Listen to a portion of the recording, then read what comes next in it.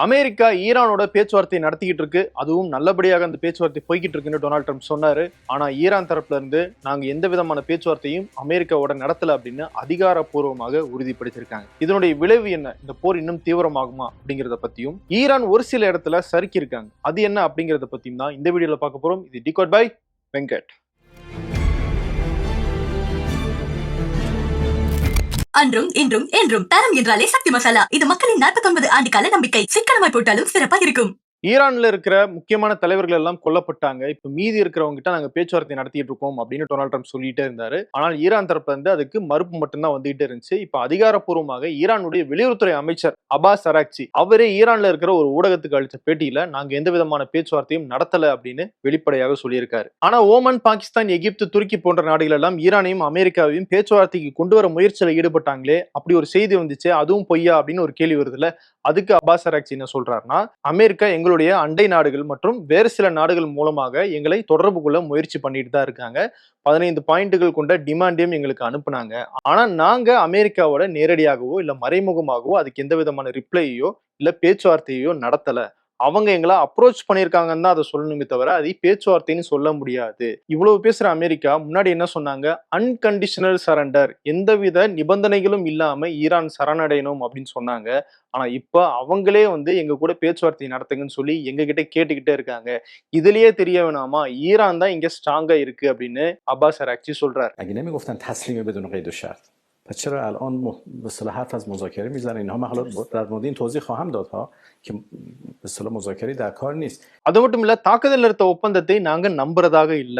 ஏன்னா இதுக்கு முன்னாடி உலகத்துல பல்வேறு தாக்குதல் நிறுத்த ஒப்பந்தங்கள் நடந்திருக்கு. அது நடந்தும் முழுமையான தாக்குதல் நிறுத்தம் நடந்தது கிடையாது. தொடர்ந்து அங்க போர்கள் நடந்துகிட்டே தான் இருக்கு. அதனால சர்வதேச நாடுகள் கொடுக்கிற அந்த கேரண்டிஸை நாங்க முழுமையாக நம்பல. நாங்க என்ன நம்புறோம் அப்படின்னா, எங்களுடைய ஸ்ட்ரென்த்தை, எங்களுடைய நாட்டை இனிமேல் யாரும் அடிக்க முடியாது, அடிச்சுட்டு போயிட முடியாது அப்படிங்கிற அந்த உத்தரவாதத்தை எங்களுடைய மக்களுக்கு, எங்களுடைய நாட்டுக்கு நாங்க கொடுத்துருக்கோம். அதுதான் இப்போதைக்கு எங்களுடைய நிலைப்பாடு. நாங்க இந்த போரை தொடர்ந்து ரெசிஸ்ட் பண்ணுவோம், அதாவது தாக்குதலை எதிர்கொள்வோம், எங்க நாட்டை பாதுகாப்போம் அப்படிங்கிறது தான் கொள்கை முடிவாக எடுத்திருக்கோம்னு அப்பாஸ் அராக்சி சொல்றாரு. این که ما در این جنگ به دنیا نشون دادیم که کسی نمیتونه با جمهوری اسلامی سر به سر بگذاره و در حقیقت یک سپر امنیتی برای خودمون ایجاد کردیم که همه دنیا فهمید سر به سر جمهوری اسلامی گذاشتن، با منافع ما بازی کردن تبعات سنگین داره و این یک تضمین ذاتی امنیت برای ما هست که خودمون برای خودمون ایجاد. அவர் சொல்றது ஒரு வகையில உண்மைதான். காசாவில போர் நிறுத்த ஒப்பந்தம் கையெழுத்தாச்சு, போர்ட் ஆஃப் பீஸ் அப்படின்னா டொனால்ட் ட்ரம்ப் தலைமையில் அமைக்கப்பட்டுச்சு. ஆனால் இப்பவும் காசா மேல தாக்குதல் நடத்தப்பட்டு தான் இருக்கு. அதுவும் இந்த போர் தொடங்கினதுக்கு பிறகு காசாவில பாலஸ்தீன் மேல தாக்குதல் தீவிரமடைஞ்சிருக்கு. இதை தான் நான் ஒரு வகையில ஈரானுடைய சரிவுன்னு சொன்னேன். அது ஏன் அப்படிங்கிறத நான் பின்னாடி டீட்டெயிலா சொல்றேன். சரி, ஈரான் எப்பதான் இந்த போரை நிறுத்த ஒத்துக்குவாங்க, எப்பதான் பேச்சுவார்த்தைக்கு வருவாங்க அப்படின்னு கேட்டா, அதுக்கு வரணும் அப்படின்னா அவங்க சில டிமாண்ட்ஸை வைக்கிறாங்க. என்னென்ன? இனிமேல் நிரந்தரமாக இந்த பிரச்சனை இருக்கக்கூடாது, ஈரான் மேல எப்பவுமே தாக்குதல் நடத்தப்படக்கூடாது அப்படிங்கிறதுக்கான உத்தரவாதம். ஒன் டைம் கம்ப்ளீட் சொல்யூஷன் வேணும் அப்படின்னு ஈரான் கேட்கிறாங்க. ரெண்டாவது, இந்த போர்ல ஈரான் மேல ஏற்படுத்தப்பட்ட இழப்புகளுக்கு இழப்பீடு கொடுக்கணும் அப்படின்னு கேட்கிறாங்க. மூணாவது, மிக முக்கியமானது, இந்த ஸ்ட்ரெய்ட் ஆஃப் ஹோர்முஸ் கடல் பகுதி ஈரானுடைய இறையாண்மை மிக்க பகுதி அப்படின்னு சர்வதேச நாடுகள் அங்கீகரிக்கணும். அதனுடைய கண்ட்ரோல் எங்க கையில தான் இருக்கும் அப்படிங்கிறத உறுதிப்படுத்தணும் அப்படிங்கிறதையும் ஒரு முக்கியமான டிமாண்டாக இந்த இடத்துல வைக்கிறாங்க. ஏன் இந்த ஸ்ட்ரெய்ட் ஆஃப் ஹோர்முஸை நாங்க கண்ட்ரோல் பண்ணியே ஆகணும் அப்படின்னு ஈரான் சொல்றாங்கன்னா, இந்த ஸ்ட்ரெய்ட் ஆஃப் ஹோர்முஸ் வழியாக இனி போகிற கப்பல்களுக்கு எல்லாம் கட்டணம் வசூலிக்கிற அந்த டோல் அமைக்கிற முடிவுல ஈரான் இருக்காங்க. அதற்காக ஒரு சட்டத்தையும் ஈரான் உருவாக்கிட்டு இருக்கிறதாகவும் தகவல் வெளியாகி இருக்கு. அதனாலதான் அந்த ஸ்ட்ரெய்ட் ஆஃப் ஹோர்முஸ் ஈரானுடைய இறையாண்மை மிக்க பகுதி அப்படிங்கிறத சர்வதேச நாடுகள் அங்கீகரிக்கணும் அப்படின்னு ஈரான் கேட்கிறாங்க. அப்படி அங்கீகரிச்சிட்டாங்கன்னா, ஒண்ணு, இந்த ஸ்ட்ரெய்ட் ஆஃப் ஹோர்முஸை தாண்டி ஈரானுடைய ஒப்புதல் இல்லாம எந்த கப்பலும் போக முடியாது. நாளைக்கு ஏதாவது ஒரு பிரச்சனைனா இந்த ஸ்ட்ரெய்ட் ஆஃப் ஹோர்முஸை அவங்க முடக்கி வைக்கலாம். ரெண்டாவது, இந்த கப்பல்கள் மூலமாக கிடைக்கிற கட்டணம் அப்படிங்கிறது ஈரானுக்கு மிகப்பெரிய அளவுல வருமானத்தை ஏற்படுத்தும். சூயஸ் கனால், பனாமா கனால் எல்லாம் அப்படிதான் வருமானம் வந்துகிட்டு இருக்கு. அந்த போக்குவரத்து மூலமாக கிடைக்கிற அந்த கட்டண வசூல் தான் அந்த நாடுகளுடைய மிகப்பெரிய வருமானமாகவும் இருந்துகிட்டு இருக்கு. சோ அதை எதுக்கு நம்ம விடணும் அப்படின்னு இந்த ஸ்ட்ரெய்ட் ஆஃப் ஹோர்முஸை தங்களுடைய கண்ட்ரோல் எடுக்கிறதுக்கு ஈரான் ரொம்ப முயற்சி பண்ணிட்டு இருக்காங்க. இதுல வேடிக்கையான விஷயம் என்ன அப்படின்னா, இந்த போர் தொடங்குறதுக்கு முன்னாடி இந்த ஸ்ட்ரெய்ட் ஆஃப் ஹோர்முஸ் திறந்துதான் இருந்துச்சு. அதை யாரும் கண்ட்ரோலும் பண்ணல. ஈரான் அதுல கட்டணம் வசூலிக்கணும் அப்படிங்கிற எண்ணத்தையும் வெளிப்படுத்தவே இல்லை. ஆனா இந்த போர் அமெரிக்கா தொடங்கினாங்க, ஈரான் அதை முடக்கி வச்சிருக்காங்க. நட்பு நாடுகளுக்கு மட்டும்தான் கப்பல் போகும் அப்படின்னு சொல்லியிருக்காங்க. அதையும் மீறி எதிரி நாடுகளுடைய கப்பல்கள் போச்சுன்னா தாக்கப்படும் அப்படிங்கிற அச்சுறுத்தலையும் கொடுத்திருக்காங்க. இப்போ அமெரிக்கா பண்ணிட்டு இருக்கிறது என்ன? திறந்திருந்த ஸ்ட்ரெய்ட் ஆஃப் ஹோர்முஸை மூட வச்சு இப்ப திறக்கிறதுக்காக ஈரானோட பேச்சுவார்த்தை நடத்திட்டு இருக்காங்க. எவ்வளவு வேடிக்கையா இருக்கு பாருங்க. ஈரான் தான் இந்த இடத்துல டிமாண்ட் வைக்கிற இடத்துல இருக்காங்க அப்படின்னு உறுதிப்படுத்துற வகையில இன்னொரு செய்தியும் வந்திருக்கு. அப்படி ஒருவேளை ஈரானும் அமெரிக்காவும் பேச்சுவார்த்தை நடத்தணும்னா அந்த பேச்சுவார்த்தைக்கு அமெரிக்கா தரப்புல இருந்து ஸ்டீவ் விட்காஃப், ட்ரம்பினுடைய மருமகன் குஷ்னர், அமெரிக்கனுடைய ஸ்டேட் செக்ரட்டரி மார்க் ரூபியோ இவங்க யாரும் வரக்கூடாது. ஏன்னா இவங்களோட பேச்சுவார்த்தை நடத்தி தான் இன்னைக்கு நாங்க போர்ல இருக்கோம், அதை நாங்க விரும்பல. அமெரிக்கா தரப்புல இருந்து அமெரிக்கனுடைய துணை ஜனாதிபதி ஜேடி வேன்ஸ் அவரை பேச்சுவார்த்தைக்கு அனுப்புனா நாங்க பேசுறதுக்கு யோசிச்சு பாக்குறோம் அப்படின்னு ஈரான் சொன்னதாக தகவல் வந்திருக்கு. ஏன் ஜேடி வேன்ஸ் அப்படின்னா, ஜேடி வேன்ஸ் எப்பயுமே போருக்கு எதிரான ஒரு நபர். அமெரிக்கா போருக்கு போறதை விரும்பாதவர். அவர் தேர்தல் பரப்புரையிலுமே அப்படிதான் பிரச்சாரம் பண்ணியிருந்தார். இந்த போருக்கு அவர் ஆதரவு சொல்லியிருந்தாலும் அவர் முழு மனசோட ஆதரவு சொல்லல அப்படிங்கிறது தான் அமெரிக்க ஊடகங்கள் சொல்ற கருத்தா இருக்கு. ஸோ அந்த வகையில உண்மையாகவே போரை நிறுத்தணும் அப்படிங்கிற எண்ணம் கொண்ட ஜேடி வேன்ஸ் இந்த பேச்சுவார்த்தைக்கு வந்தா நல்லா இருக்கும்னு ஈரான் நினைச்சதாக ஒரு தகவல் வருது. அதன் அடிப்படையில இந்த வார கடைசியில ஜேடி வேன்ஸ் பாகிஸ்தான்ல இருக்கிற இஸ்லாமாபாத் அங்க போறதாகவும் அங்க ஈரான் தரப்புல இருந்து பேச்சுவார்த்தை நடத்துறதுக்கு ஆட்கள் வருவாங்க அப்படின்னு ஒரு தகவல் இருக்கு. இதை இன்னும் அதிகாரப்பூர்வமாக நம்மளால உறுதிப்படுத்த முடியல அப்படின்னாலும் இந்த செய்தி ஒருவேளை உண்மையாக இருந்துச்சுன்னா ஈரான் யார் எங்களோட பேச்சுவார்த்தை நடத்தணும் அப்படிங்கிறத அமெரிக்காவுக்கு சொல்ற கட்டளையிடுற இடத்துல தான் இருக்காங்க அப்படிங்கிறத இந்த செய்தியும் உறுதிப்படுத்துது. ஆனா ட்ரம்ப் திரும்பவும் பழைய பாட்டையே பாடிக்கிட்டு இருக்காரு.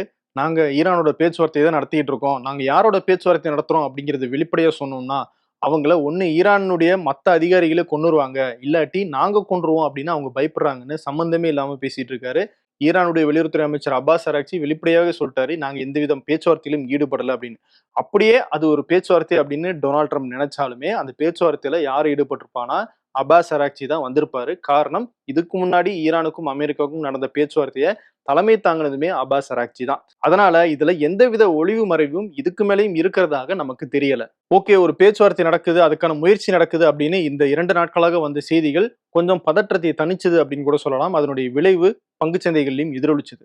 ஆனா இன்னைக்கு நிலைமை இன்னும் கொஞ்சம் தீவிரமாக ஆரம்பிச்சிருக்கு. குறிப்பா 2 முக்கியமான செய்திகள் நம்ம கவனத்துல கொள்ள வேண்டியதா இருக்கு. ஒன்னு, அமெரிக்கா கூடுதலான படைகளை அனுப்பியிருக்கிறதாக ஒரு தகவல். இன்னொன்னு, ஈரானுடைய நாடாளுமன்ற சபாநாயகர் எம்பி கலிபஃப் அவர் என்ன சொல்லியிருக்காருன்னா, அமெரிக்கா கல்ஃப்ல இருக்கிற ஒரு நாட்டினுடைய உதவியோட, அந்த நாடு எதுன்னு அவர் சொல்லல, அந்த நாட்டினுடைய உதவியோட ஈரானுடைய கார்க் தீவுக்குள்ள நுழைய, அதாவது தரைமார்க்கமாக நுழைய முயற்சி பண்றதாக எங்களுக்கு தகவல் கிடைச்சிருக்கு அப்படின்னு ஒரு ட்வீட் போட்டிருக்காரு. இன்னொரு பக்கம் கார்க் தீவுக்குள்ள அமெரிக்கா தரைப்படைகள் மூலமாக உள்ள நுழையிறாங்க அப்படின்னா அது இந்த போரை இன்னும் மோசமான கட்டத்துக்கு எடுத்துட்டு போகுது அப்படின்னு தான் அர்த்தம். ஒருவேளை பேச்சுவார்த்தை இல்ல சமரச முயற்சிகள் நடந்தாலும் அதை கெடுக்கிற வகையில தான் அமெரிக்காவுடைய அந்த மூவ் இருக்கும். காரணம், அவங்களால ஸ்ட்ரெய்ட் ஆஃப் ஹோர்முஸ்ல டைரக்டாக கை வைக்க முடியாது. அங்க கிட்டத்தட்ட 2000 வர்த்தக கப்பல்கள் இருக்கு. அந்த கப்பல்கள் மேல தாக்குதல் நடந்துச்சு அப்படின்னா அது மிகப்பெரிய இழப்பாக முடியும். எந்த நாடுகளுமே அமெரிக்காவுக்கு உதவி பண்றதுக்கும் வரல. அதனால அமெரிக்கா ஸ்ட்ரெய்ட் ஆஃப் ஹோர்முஸை குறிவைக்காம இந்த கார்க் தீவை தான் குறி வைப்பாங்க. கார்க் தீவுல தான் ஈரானுடைய எண்ணெய் ஏற்றுமதி 90% நடக்குது. ஈரான்ல இருக்கிற எண்ணெய் உற்பத்தி மையங்கள்ல இருந்து பைப்லைன் மூலமாக இந்த கார்க் தீவுக்கு எண்ணெய் கொண்டு வந்து இங்க இருந்து தான் பெரிய பெரிய கப்பல்கள் மூலமாக வெளிநாடுகளுக்கு ஏற்றுமதி பண்ணிட்டு இருக்காங்க ஈரான். அப்படிப்பட்ட தீவுக்குள்ள அமெரிக்கா தரைப்படைகளை கொண்டு வந்தாங்க அப்படின்னா அதுக்கு ஈரான் தகுந்த பதிலடி கொடுப்போம் அப்படின்னு ஏற்கனவே சொல்லியிருந்தாங்க. வி ஆர் வெயிட்டிங்னு அப்பாஸ் அராக்சியும் சொல்லியிருந்தார். ஏற்கனவே இந்த கார்க் தீவு மேல அமெரிக்கா தாக்குதல் நடத்தினாங்க. ஆனா அந்த தாக்குதல் நடத்தி ஒரு வாரத்துக்கு மேல ஆகுது. அமெரிக்கா அந்த கார்க் தீவை நோக்கி படையெடுத்து வரலாம் அப்படிங்கிறத ஈரான் இந்நேரம் உணர்ந்திருப்பாங்க. இந்த ஒரு வாரத்துக்குள்ள அதுக்கான தகுந்த ஏற்பாடுகளையும் நிச்சயம் பண்ணியிருப்பாங்க. இது வரைக்கும் வான்வெளியாக தான் இந்த போர் நடந்துகிட்டு இருந்துச்சு. தரைமார்க்கமாக ஈரான் ஃப்ரெஷ்ஷாக தான் இந்த போரை தொடங்க போறாங்க அப்படின்னும் போது அவங்களும் நல்ல பலத்துல தான் இருப்பாங்க. இன்னொன்னு, அவங்களுடைய மண்ணில் நடக்க போற போர் அப்படிங்கிறதுனால ஈரானுக்கு தான் பெரிய அட்வான்டேஜ். ஏன்னா இது அவங்களுடைய கோட்டை, அங்க என்ன இருக்கு, அதுல என்ன சாதகம் என்ன பாதகம், எதிரியை எப்படி விரட்டுறது அப்படிங்கிறதெல்லாம் ஈரானுக்கு ரொம்ப நல்லாவே தெரியும். அதனால ஏற்கனவே ஈரான் சொன்ன மாதிரி வி ஆர் வெயிட்டிங்னு அமெரிக்கானுடைய தரைப்படை அந்த கார்க் தீவுக்குள்ள நுழையறதுக்கு காத்துக்கிட்டு இருக்காங்க. அப்படி நுழைஞ்சிட்டாங்க அப்படின்னா இந்த போர் இன்னும் மிகப்பெரிய போராக மாறுறதுக்கு வாய்ப்பு ரொம்ப அதிகமாக இருக்கு. சரி, ஈரான் ஒரு இடத்துல சரிஞ்சிட்டாங்க அப்படின்னு சொன்னேன் இல்லையா, அதுக்கு வருவோம். சரிஞ்சிட்டாங்க அப்படின்னு சொல்றதை விட இது மிஸ்கால்குலேஷன் சொன்னா இன்னும் பொருத்தமாக இருக்கும்னு நினைக்கிறேன். காரணம், இந்த போர் ஈரான் மேல தொடுக்கப்பட்ட போர் கிடையாது. இந்த போரை மையமாக வச்சு இஸ்ரேல் லெபனான்லயும் பாலஸ்தீனத்திலையும் வேறு சில திட்டங்களை போட்டிருக்கு. அதனால ஈரான் இதுக்கு ஏமாந்துடக்கூடாது அப்படின்னு ஓமனுடைய வெளியுறவுத்துறை அமைச்சர் அல்புசைதி முதல்ல இந்த போர் தொடங்கும் போதே சொன்னாரு. கத்தாரினுடைய பிரதமரும் இதையே தான் சொன்னாரு. அவங்க சொன்ன மாதிரி தான் இப்ப நடந்துகிட்டு இருக்கு. இந்த போர் தொடங்கினதுல இருந்து பாலஸ்தீனத்திலையும் லெபனான்லயும் தாக்குதல் தீவிரமடைஞ்சிருக்கு. லெபனான்ல இருந்து ஹிஸ்புல்லா ஈரானுக்கு ஆதரவாக, குறிப்பா அலி கமேனி கொல்லப்பட்டதுக்கு ஆதரவாக இஸ்ரேல் மேல தாக்குதலை தொடங்கினாங்க. இஸ்ரேல் அதுக்கு முன்னாடியே தாக்குதலை தொடங்கியிருந்தாலும் இப்ப அந்த தாக்குதலை தீவிரப்படுத்தி தரைமார்க்கமாக லெபனானுக்குள்ள நுழைய ஆரம்பிச்சிருக்காங்க. குறிப்பா லெபனான்ல லிட்டானி அப்படின்னு ஒரு நதி இருக்கு. அந்த நதி மேல இருக்கிற பாலங்கள் எல்லாத்தையுமே அழிச்சிருக்காங்க இஸ்ரேல் படையினர். இந்த பாலங்கள் எல்லாம் ரொம்ப முக்கியமானது. காரணம், இந்த பாலங்கள் தான் வடக்கு லெபனானையும் தெற்கு லெபனான், அதாவது இஸ்ரேலினுடைய எல்லை ஒட்டிய தெற்கு லெபனானையும் இணைக்குது. இஸ்ரேல் தெற்கு லெபனான்ல தாக்குதல் நடத்தும் போது அங்க இருக்கிற மக்கள் எல்லாம் வடக்கு லெபனானுக்கு அந்த பாலங்களை தாண்டி போயிட்டாங்க. போன மக்கள் திரும்பி வரக்கூடாது அப்படிங்கிற காரணத்துக்காக இந்த பாலங்களை எல்லாம் இஸ்ரேல் தகர்த்துக்கிட்டு இருக்காங்க. இதுக்கு என்ன அர்த்தம்? வெளிப்படையாகவே இன்னைக்கு இஸ்ரேலுடைய பிரதமர் பெஞ்சமின் நெத்தன்யாஹு சொல்லிட்டாரு, நாங்க செக்யூரிட்டி பஃபரை எக்ஸ்டெண்ட் பண்றோம், அதாவது இஸ்ரேலுக்கும் லெபனானுக்கும் இடையில இருக்கிற பாதுகாப்புக்கான அந்த இடத்தை அதிகரிக்க போறோம் அப்படின்னு சொல்லியிருக்காரு. இதை நம்ம நேரடியா சொல்லணும்னா தெற்கு லெபனானை நாங்க ஆக்கிரமிக்க போறோம் அப்படிங்கிறது தான் பெஞ்சமின் நெத்தன்யாஹு இன்னைக்கு வெளிப்படையா சொல்லியிருக்காரு. இது ஏன் நம்ம முக்கியமான செய்தியா பார்க்கணும் அப்படின்னா, காசாவில் என்ன நடந்துச்சோ அதே தான் இப்போ லெபனான்லயும் நடக்குது. காசாவில் நாங்க ஹமாஸை ஒழிக்க போறோம் அப்படின்னு தான் இஸ்ரேலுடைய படைகள் உள்ள போனாங்க. ஆனா ஹமாஸோட சேர்ந்து பொதுமக்கள் நிறைய பேரை சுட்டு கொன்னாங்க. 50,000க்கும் மேற்பட்ட பொதுமக்கள் கொல்லப்பட்டாங்க. அதுல 20,000 பேர் குழந்தைகள். இவ்வளவு தாக்குதலை நடத்திட்டு காசாவை சீரழிச்சிட்டு கடைசியில ஒரு கோடு போட்டாங்க இஸ்ரேல். அந்த கோடுக்கு அந்த பக்கம் இருக்கிறது காசா, இந்த பக்கம் இருக்கிறது செக்யூரிட்டி பஃபர், இது எங்களுடைய கண்ட்ரோல்ல தான் இருக்கும் அப்படின்னு காசாவினுடைய பாலஸ்தீனுடைய பகுதிகளையும் இஸ்ரேல் தங்களுடைய ஆக்கிரமிப்புக்குள்ள கொண்டு வந்தாங்க. இப்போ பாலஸ்தீனத்தினுடைய மேற்கு கரை பகுதிக்குள்ளேயும் இஸ்ரேலியர்களை குடியமர்த்தி அங்க இருக்கிற பாலஸ்தீனியர்களை வெளியேற்றிட்டு இருக்காங்க. அவங்க எல்லாம் முகாமை நோக்கி போயிட்டு இருக்காங்க. இப்ப கட் பண்ணீங்கன்னா அதே தான் இப்ப லெபனானுக்குள்ளேயும் நடக்குது. தெற்கு லெபனான்ல இருக்கிற மக்களை எல்லாம் வடக்கு லெபனானை நோக்கி தள்ளிட்டாங்க. மீதி இருக்கிறவங்க மேலேயும் தாக்குதல் நடத்திட்டு இருக்காங்க.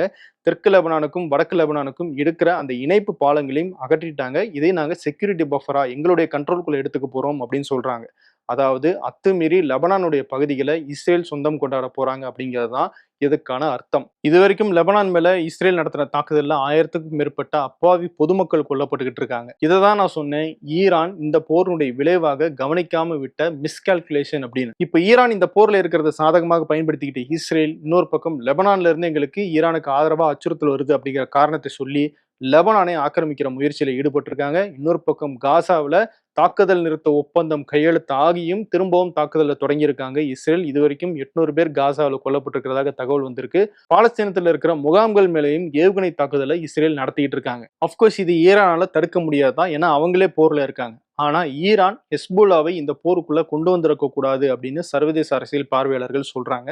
அப்படி வராம இருந்திருந்தாங்கன்னா லெபனான் மேல நடக்கிற தாக்குதலை சர்வதேச நாடுகளால கொஞ்சம் அழுத்தம் கொடுத்து தடுத்திருக்க வாய்ப்பு இருக்கு அப்படிங்கிறதும் அவங்களுடைய கருத்தா இருக்கு. ரெண்டாவது முக்கியமான விஷயம் என்னன்னா, அமெரிக்காவை விட்டுருங்க, ஓமன், பாகிஸ்தான், எகிப்து, துருக்கி போன்ற நாடுகள் எல்லாம் இந்த போரை நீங்க முடிவுக்கு கொண்டு வாங்க, இன்னும் சர்வதேச நாடுகள் நிறைய பேர் வந்து இந்த போரை முடிவுக்கு கொண்டு வாங்க, பேச்சுவார்த்தைக்கு நீங்க வாங்க அப்படின்னு ஈரானை ரிக்வஸ்ட் பண்ணிட்டு இருக்காங்க. ஆனால் ஈரான் இப்போ வரைக்கும் நாங்க பேச்சுவார்த்தைக்கு போல, எங்களுடைய டிமாண்ட்ஸ் ஏத்துக்கிட்டா மட்டும்தான் இந்த பேச்சுவார்த்தையை நாங்க வருவோம் அப்படின்னு சொல்லிட்டு இருக்காங்க. ஒருவேளை இந்த போர் தீவிரம் அடைஞ்சு ஸ்ட்ரெய்ட் ஆஃப் ஹோர்முஸ் வழியாக கப்பல்கள் எதுவும் போகாம உலகத்தினுடைய பொருளாதாரம் மிக மோசமான நிலைமை எட்டுச்சு அப்படின்னா அப்போ ஈரானை தான் இந்த உலக நாடுகள் எல்லாமே பிளேம் பண்ணுவாங்க. ஏன்னா தொடக்கத்துல இருந்து இஸ்ரேலையும் அமெரிக்காவையும் யாரும் கண்டிக்கிறதுக்கு தயாராக இல்லை. அவ்வளவு நியாயங்கள் இருந்துமே இஸ்ரேல் பக்கம் அமெரிக்கா பக்கம் நின்ன உலக நாடுகள் ஈரான் இந்த பேச்சுவார்த்தைக்கு வரல, அதனாலதான் இவ்வளவு தூரம் பொருளாதார பிரச்சனைகள் ஏற்படுது அப்படின்னு நாளைக்கு அந்த குற்றச்சாட்டை ஈரான் பக்கம் திருப்பவும் வாய்ப்பு ரொம்ப அதிகம். ஆனா ஈரான் ஸ்டப்பானா நிக்கிறாங்க, இது எங்களுக்கு வாழ்வா சாவா பிரச்சனை, ஒவ்வொரு வருஷமும் இப்படி போரை எதிர்கொண்டுட்டு தாக்குதலை எதிர்கொண்டுட்டு எங்களால இருக்க முடியாது,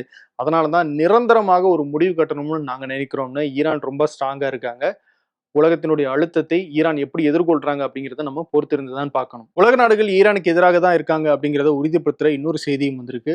ஐநாவினுடைய மனித உரிமைகள் கவுன்சில்ல ஈரானுக்கு எதிராக ஒரு தீர்மானம் கொண்டு வரப்பட்டிருக்கு. குறிப்பாக கல்ஃப் நாடுகள் மேல ஈரான் நடத்துற தாக்குதல் மனித உரிமை மீறல் செயல் அப்படின்னு சொல்லி பெரும்பாலான நாடுகள் வாக்களிச்சு அதை நிறைவேற்றியிருக்காங்க. ரஷ்யா, சீனா அதுல வாக்களிக்கல. இதை தான் நான் சொல்றேன், ஈரான் பக்கம் நியாயம் இருக்கும் போதும் அதை உலக நாடுகள் ஏற்காத போது ஈரான் இந்த பேச்சுவார்த்தைக்கு வரல, நாங்க பேச்சுவார்த்தை கூப்பிட்டோம் பாத்தீங்களா, ஈரான் தான் அமைதியை விரும்பல அப்படின்னு நாளைக்கு அமெரிக்கா ஒரு பிரச்சாரம் பண்ணாங்கன்னா உலக நாடுகள் எல்லாமே ஈரானுக்கு அழுத்தம் கொடுக்கறதுக்கான வாய்ப்பு ரொம்பவே அதிகமாக இருக்கு. இதுக்கிடையில தாக்குதல் தீவிரமாக நடந்துகிட்டே தான் இருக்கு.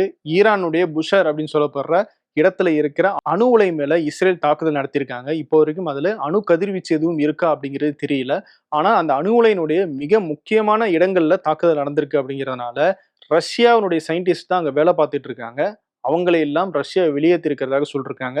இப்போதைக்கு 163 ரஷ்யாவுடைய பணியாளர்கள் இந்த அணு உலையிலிருந்து வெளியேற்றப்பட்டிருக்காங்க.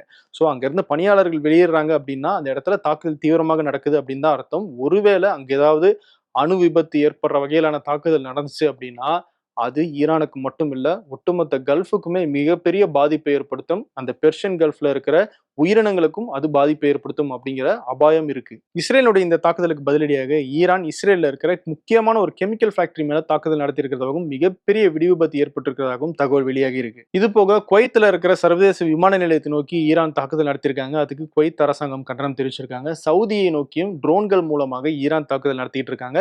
அதை நாங்க தகர்த்தெறிஞ்சுகிட்டு இருக்கோம் அப்படின்னு சவுதியும் அறிக்கை வெளியிட்டிருக்காங்க.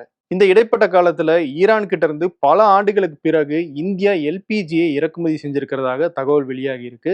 தடைகள் இருந்துச்சு, அந்த தடைகளை அமெரிக்கா ரிலீஸ் பண்ணியிருக்காங்க. அதை வாய்ப்பாக பயன்படுத்திக்கிட்டு இந்தியா அவங்க கிட்ட எண்ணெயும் கேஸும் வாங்கியிருக்காங்க அப்படிங்கிற தகவல் நமக்கு வந்துகிட்டு இருக்கு. தொடர்ந்து இந்த போர் எதை நோக்கி போகுது அப்படிங்கிறத நம்ம டீகோட் நிகழ்ச்சியில அடுத்தடுத்த வீடியோக்குள்ள பார்க்கலாம். வேறொரு வீடியோவில் உங்களை மீண்டும் சந்திக்கிறேன். நன்றி. உங்களின் விதவிதமான சமையலுக்கு விதவிதமான சுவை தரும் ஒரே மசாலா, இதுதான் அன்பின் சுவையான அடையாளமான சக்தி மசாலா. உங்கள் இல்லங்களில் உள்ளங்களில் தலைமுறையை தொடர்ந்து வரும் தரம் மற்றும் நம்பிக்கை.